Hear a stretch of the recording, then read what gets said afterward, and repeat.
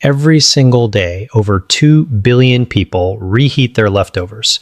They assume that if food is heated thoroughly enough, it is automatically safe to eat. That assumption is costing lives. Here is a number I want you to remember. 1 in 6. That is the proportion of all cancer cases worldwide that researchers now associate with dietary factors, including the way food is stored, reheated, and consumed. According to data published in the journal CA, a cancer journal for clinicians, poor dietary habits are the second leading modifiable risk factor for cancer worldwide, ranking just behind tobacco use. Yet almost no one is talking about what happens to certain foods at the molecular level when they are reheated for a second time, whether in the microwave or on the stovetop. The chemical reactions that take place are completely silent. You cannot see them. You cannot smell them. But they are happening inside your food and then inside your body. My name is Dr. William. I've spent more than 15 years studying nutritional biochemistry and the relationship between food science and preventive oncology.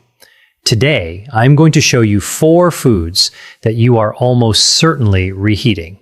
Foods that are probably sitting in your refrigerator right now, which undergo documented, scientifically verified chemical transformations when reheated. Transformations that carry a measurable cancer risk.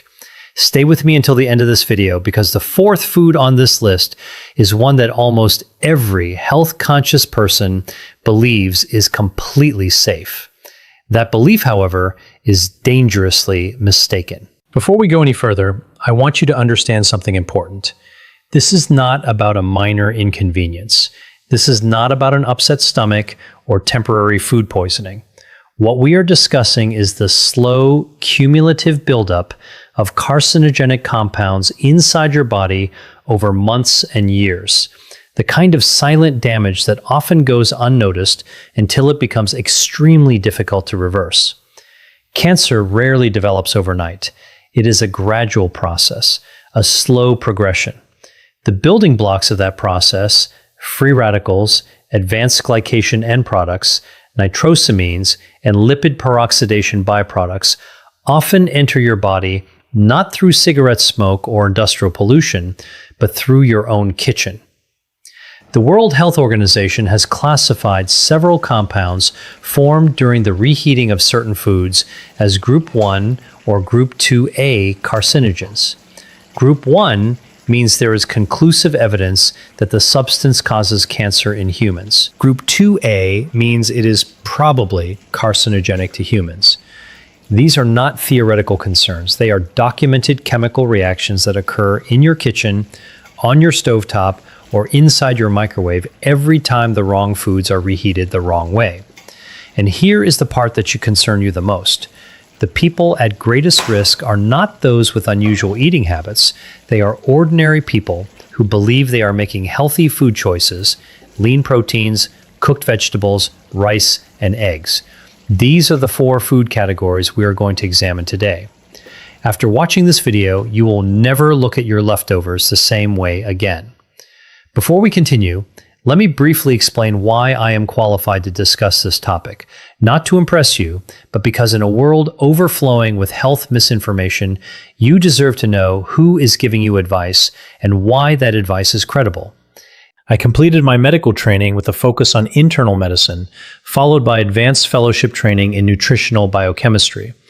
Over the past 15 years, my research has focused specifically on how cooking methods, heat exposure, food storage, and food reheating alter the molecular structure of macronutrients and generate byproducts that interact with human DNA and cellular metabolism. For this video, I have reviewed hundreds of peer-reviewed scientific studies. Every claim I make is supported by published research from respected journals, including Food Chemistry, the Journal of Agricultural and Food Chemistry, Carcinogenesis, and The Lancet Oncology. I will explain the underlying mechanisms in clear, easy-to-understand language because the science is real, the evidence is strong, and you deserve to understand it. I am not here to sell you a supplement. I am not here to scare you into purchasing a course. I am here because preventive medicine begins with knowledge, and the information I'm about to share could genuinely help protect you and your family. Before we discuss the specific foods, I need to give you a brief but essential introduction to food chemistry. Please do not skip this section. It is the key to understanding everything that follows. When food is cooked for the first time, heat produces predictable and generally manageable chemical reactions. Proteins unfold, starches gelatinize, and fats emulsify. These are normal processes. However, when you reheat food that has already undergone these changes, especially food that has been stored in a refrigerator for several hours or even several days, an entirely different set of reactions begins to occur. First, oxidation. Fats and proteins that have been exposed to oxygen during storage become chemically unstable.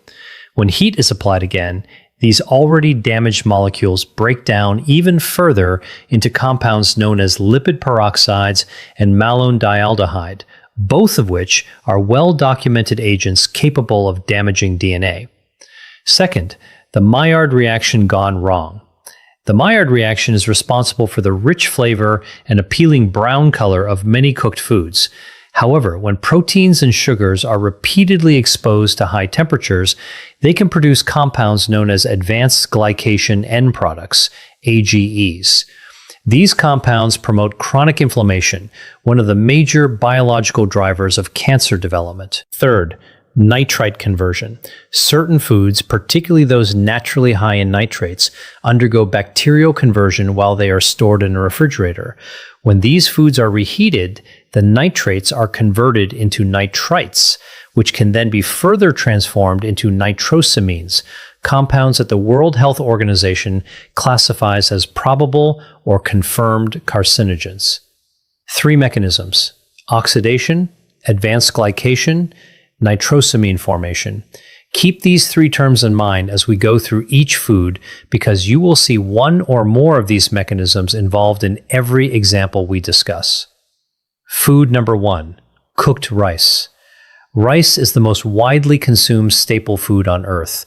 More than 3 billion people rely on rice as their primary source of calories. Billions of those people reheat leftover rice every single day. It is a deeply ingrained habit across nearly every culture in the world. However, there is a serious problem with this practice, one that has very little to do with the reheating process itself and everything to do with what happens during the time the rice spends in the refrigerator between the first cooking and the second. As cooked rice cools, it becomes an almost ideal environment for the growth of a bacterium known as Bacillus cereus. This is not a rare contaminant. It is naturally present in raw rice. It survives the initial cooking process and can multiply rapidly in cooked rice that is left at room temperature or stored in the refrigerator for extended periods. When you reheat the rice, the heat may kill the bacteria, but it does not destroy the heat-resistant toxins they have already produced. Those toxins survive the microwave, they survive the stovetop, and they enter your digestive system intact. However, while the bacterial risk is significant, it is not the primary cancer concern. The cancer concern is this: Bacillus cereus produces a toxin called cereulide, which laboratory studies have shown can damage the mitochondria inside human cells. Mitochondrial dysfunction is recognized as one of the early biological events that can contribute to malignant cellular transformation, the process by which a healthy cell gradually becomes cancerous. There is another, less frequently discussed but equally important concern associated with reheated rice. Repeated heating of starch-rich foods increases the formation of acrylamide, a chemical compound produced when natural sugars react with the amino acid asparagine under high heat. The International Agency for Research on Cancer, IARC, classifies acrylamide as a Group 2A carcinogen, meaning it is probably carcinogenic to humans. So what should you do instead? Whenever possible, cook rice fresh. If you need to store it, Spread it out on a shallow tray immediately after cooking so it cools quickly. Refrigerate it within 1 hour. Consume it within 24 hours. And never reheat rice more than once. Food number 2, cooked chicken. Here is something that may surprise you. Chicken is the world's most popular lean protein. Doctors, dietitians, bodybuilders, and health-conscious families all recommend it and frequently build their meals around cooked chicken. And when leftover chicken ends up in the refrigerator, almost everyone reheats it. This is where the problem begins. When proteins, particularly those found in animal muscle tissue, are exposed to high temperatures for a second time, they undergo a process known as protein oxidation. One consequence of this process is the formation of compounds called heterocyclic amines, HCAs. HCAs are not a controversial topic in nutrition science. They are among the most extensively researched dietary carcinogens in the scientific literature. Once HCAs enter the body, liver enzymes metabolize them into highly reactive compounds that can bind directly to DNA. This interaction with DNA can produce genetic mutations. Mutations affecting critical genes, especially tumor suppressor genes, represent one of the primary mechanisms through which cancer begins. A landmark study published in Carcinogenesis found that individuals who frequently consumed well-done or reheated poultry had a statistically significant increase in the risk of colorectal cancer. A separate analysis conducted by the Harvard T.H. Chan School of Public Health found that frequent consumption of reheated, processed chicken was associated with an increased risk of pancreatic cancer, one of the deadliest forms of cancer, with a 5-year survival rate of only 11%. Foods number 3 and 4 are the ones most people misunderstand. Food number 3 primarily affects people who take pride in maintaining a clean, healthy diet. Food number 4 is something that nutritionists and physicians routinely recommend eating, yet the risks associated with reheating it remain almost completely unknown to the general public. If you find this type of evidence-based, practical health information valuable, I encourage you to subscribe to this channel. I publish one new video every week, and each one follows the same approach as this video. Peer-reviewed scientific research translated into practical information that you can actually apply.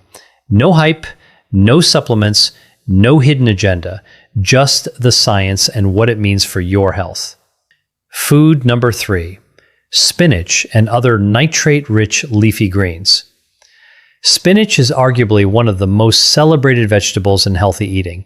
It is rich in iron, folate, magnesium, and powerful antioxidants.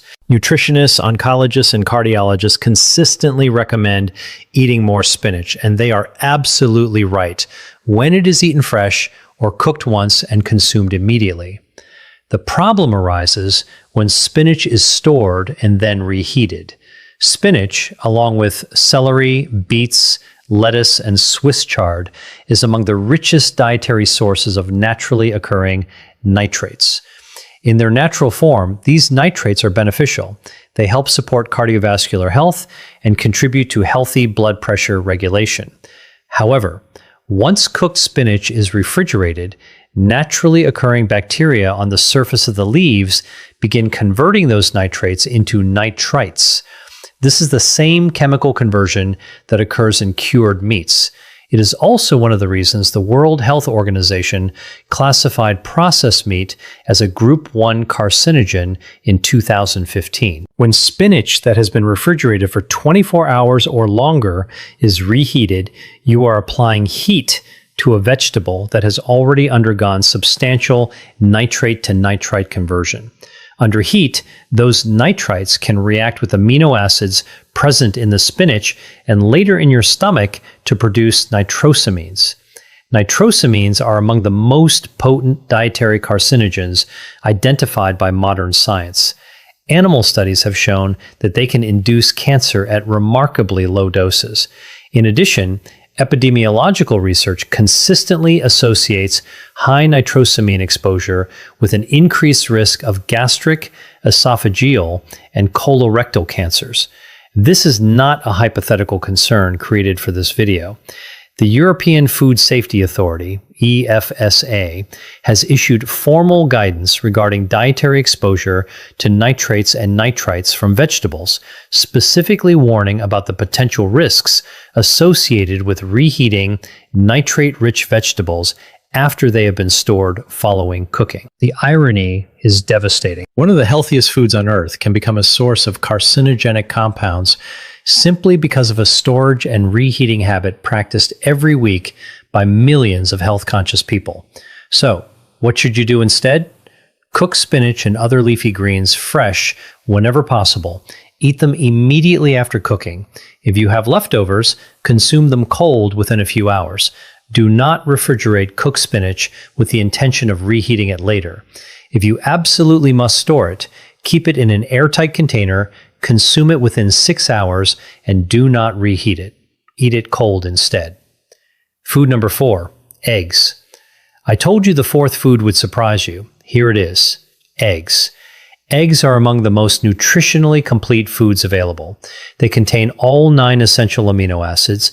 They are an excellent source of choline, an essential nutrient that supports brain function. They provide significant amounts of selenium, an important mineral involved in antioxidant defense, and they also contain lutein and zeaxanthin, 2 antioxidants that help protect both eye health and cellular health. By almost every nutritional standard, eggs are one of the healthiest foods you can eat.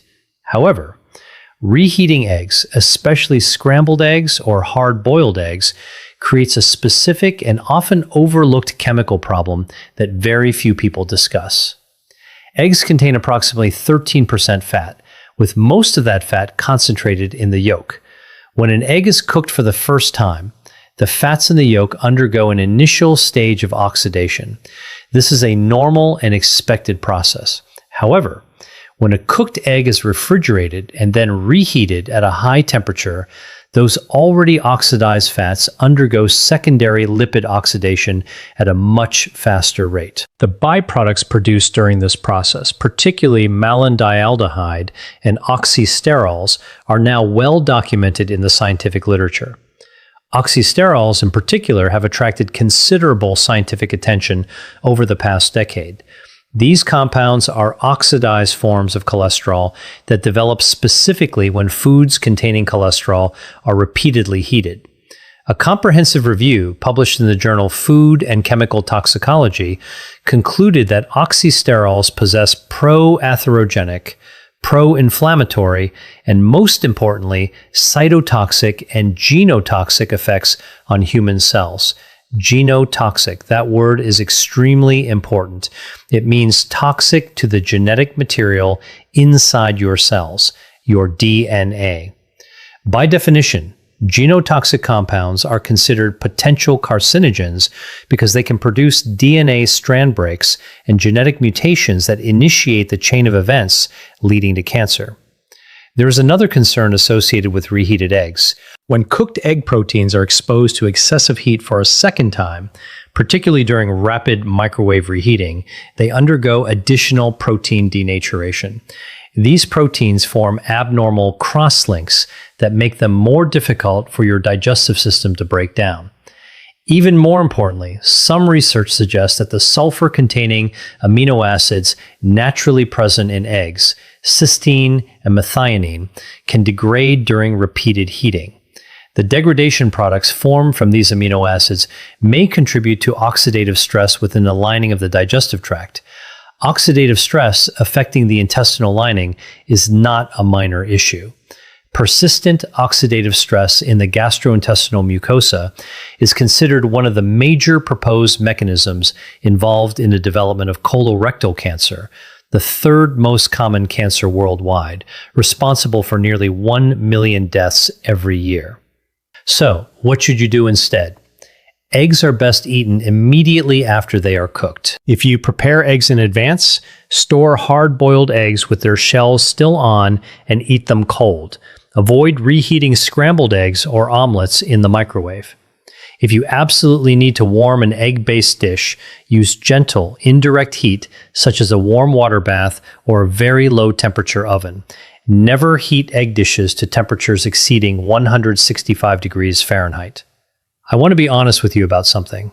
When I first began reviewing the scientific research on reheated foods, when I carefully read the literature on nitrosamine formation, heterocyclic amines, and oxysterols, my first reaction was not fear. It was frustration. Frustration because this information is not hidden. It has been published in peer-reviewed scientific journals.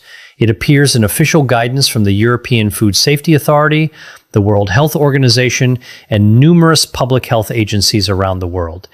Yet somehow, it almost never reaches the dinner table. It is rarely communicated in a way that is clear, practical, and easy for ordinary people to apply in their daily lives.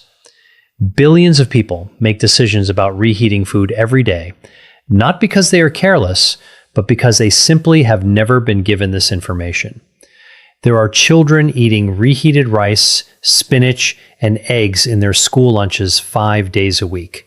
There are older adults with weakened immune systems reheating leftover chicken in the microwave simply because they live alone and it is convenient.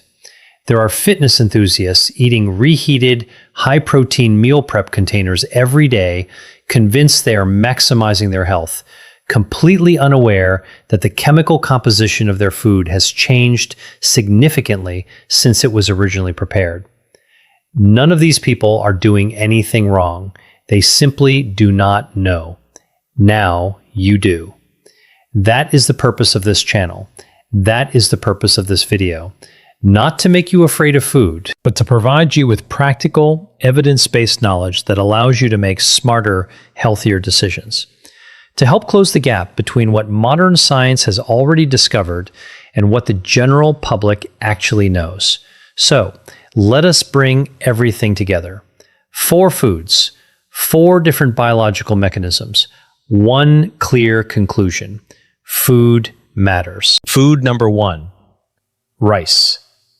Reheating cooked rice can reactivate heat-stable bacterial toxins produced by Bacillus cereus and also promote the formation of acrylamide through the reaction of natural sugars with amino acids during repeated heating. Mechanism: bacterial toxin activity and acrylamide formation. Potential cancer connection: mitochondrial dysfunction and exposure to a group 2A probable carcinogen.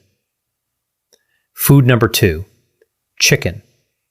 Reheating cooked chicken at high temperatures promotes the formation of heterocyclic amines, HCAs, through protein oxidation, while also increasing lipid oxidation byproducts such as malondialdehyde and 4-hydroxynonenal.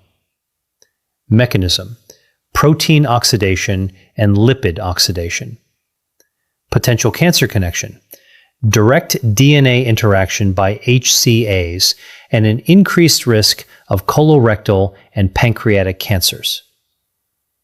Food number 3, spinach and other leafy greens. During refrigeration, bacterial activity converts naturally occurring nitrates into nitrites.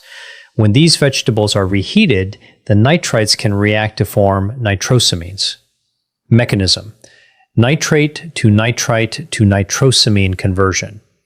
Potential cancer connection: increased exposure to nitrosamines, which has been associated with gastric, esophageal, and colorectal cancers.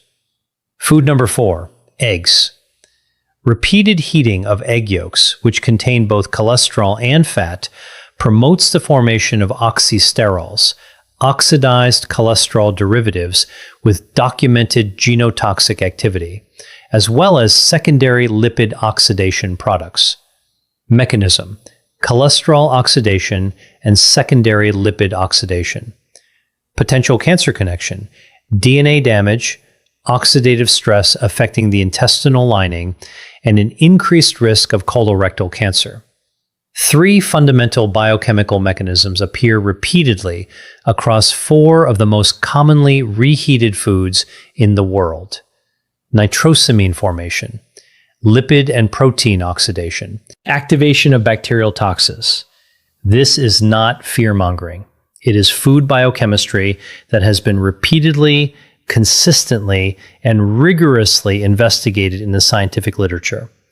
Now, let me tell you exactly what I want you to do with this information.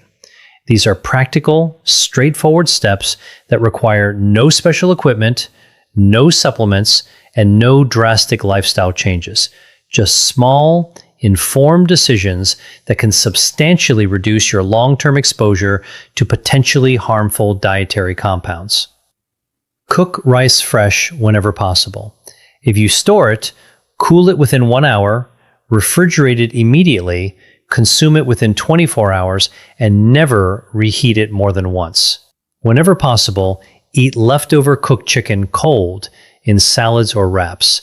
If reheating is necessary, use the lowest effective temperature and avoid overheating beyond the recommended safe internal temperature. Do not reheat cooked spinach, Swiss chard, beet greens, or celery. Eat them cold or prepare them fresh instead. Store cooked leafy greens for no longer than 6 hours before consuming them cold. Cook eggs fresh whenever possible. If you prepare hard-boiled eggs in advance, store them unpeeled and eat them cold. Never microwave scrambled eggs or other egg-based dishes. Invest in a food thermometer. Gentle reheating below 165 degrees Fahrenheit or 74.4 degrees Celsius can significantly reduce the formation of many of the compounds discussed in this video compared with high-temperature cooking methods. Avoid reheating any food more than once. One cooking, one reheating, maximum. After that, discard the leftovers. Whenever possible, use a low-temperature oven instead of a microwave when reheating protein-rich foods. Microwave ovens can create uneven, localized hotspots that may accelerate oxidation reactions. Plan your meal portions carefully so that you produce fewer leftovers in the first place. That is the single most effective behavioral change you can make. Before I finish, I want to ask you something, and I genuinely want to hear your answer. Which of these 4 foods surprised you the most? Was it rice, the food almost everyone reheats without giving it a second thought? Was it chicken, the protein that millions of people preparing healthy meals consider the gold standard? Was it spinach, the vegetable that virtually every health expert encourages you to eat more often? Or was it eggs? Let me know in the comments below. And if there is a specific food you would like me to investigate in a future video, something you eat regularly or frequently reheat, leave that in the comments as well. I read every single comment. Your questions help shape the research and future videos on this channel. Before we finish, there is one final message I want to leave you with. Think about someone in your life who reheats leftovers without giving it much thought. Perhaps it is a parent, a brother or sister, a college student living on meal prep chicken and rice, a spouse who has been reheating leftover spinach throughout the week, or someone who microwaves scrambled eggs every morning because they prepared a large batch on Sunday. They do not know what you know now, and you can change that in less than 10 seconds simply by sharing this video with them. Not to frighten them, not to lecture them, simply to give them the same information that you now have, because they deserve the opportunity to make informed decisions about their health just as much as you do. The research is real. The potential risks are real, and the solutions are remarkably simple.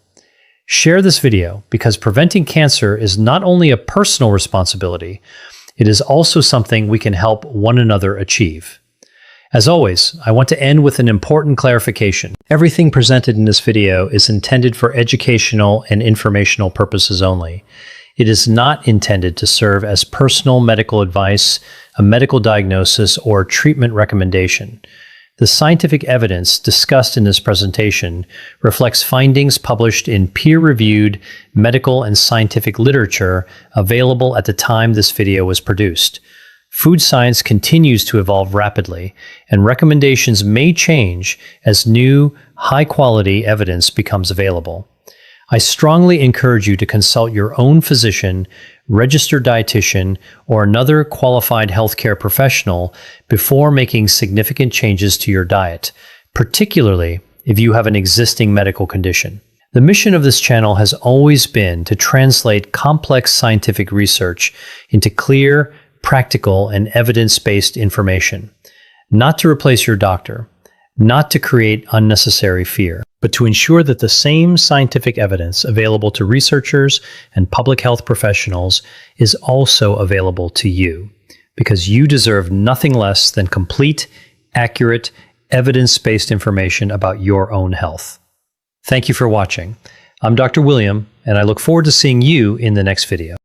Most of the conversations about healthy aging focus on what you eat, which foods to add, which to reduce, which nutrients matter most, and all of that is genuinely important. But there is another dimension of kitchen health that almost never gets discussed, and that is how you prepare, store, and handle food.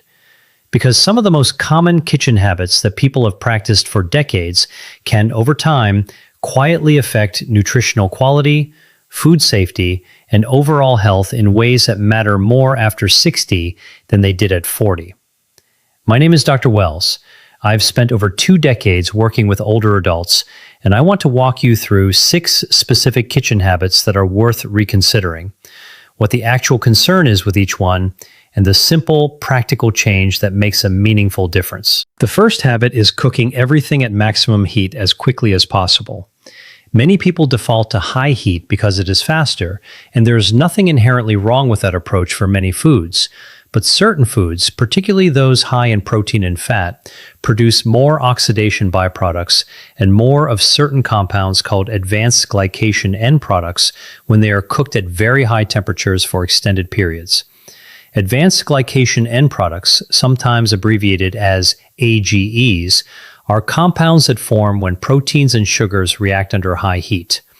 They are present in many cooked foods and in modest amounts are a normal part of the diet. However, research published in the Journal of the American Dietetic Association has found that diets consistently high in AGEs are associated with increased markers of inflammation and oxidative stress, particularly in older adults whose bodies are somewhat less efficient at clearing these compounds. The practical change is not to avoid cooking protein at reasonable temperatures, but to use gentler methods more often.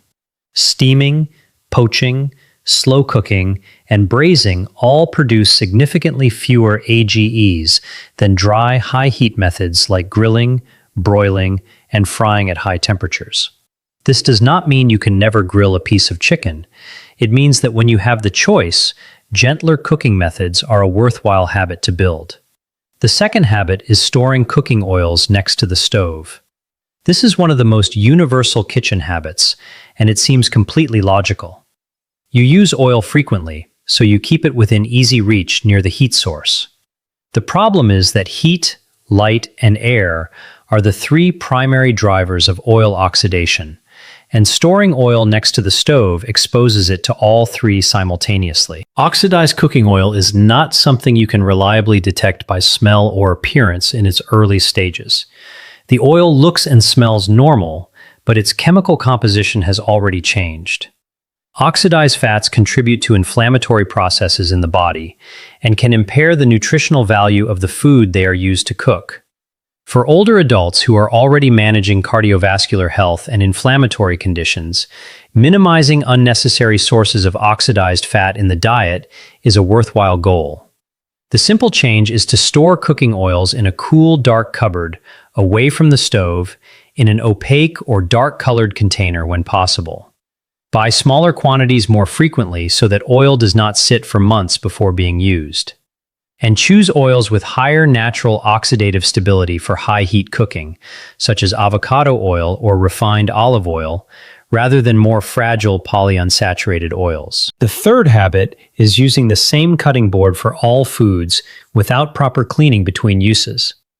This is a genuine food safety issue rather than a nutritional one, and it matters more for older adults because of the immune system changes that come with age.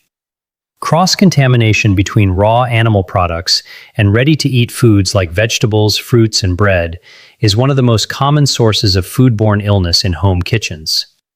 Raw chicken, raw meat, and raw seafood can carry pathogens including Salmonella, Campylobacter, and E. coli.